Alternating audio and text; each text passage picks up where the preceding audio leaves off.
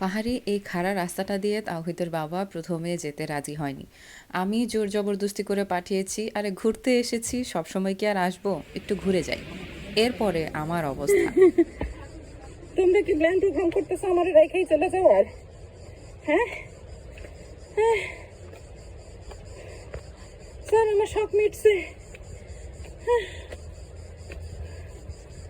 বুঝতে পারি নাই ওঠার সময় এইটা যে এতটা খারাপ হইব।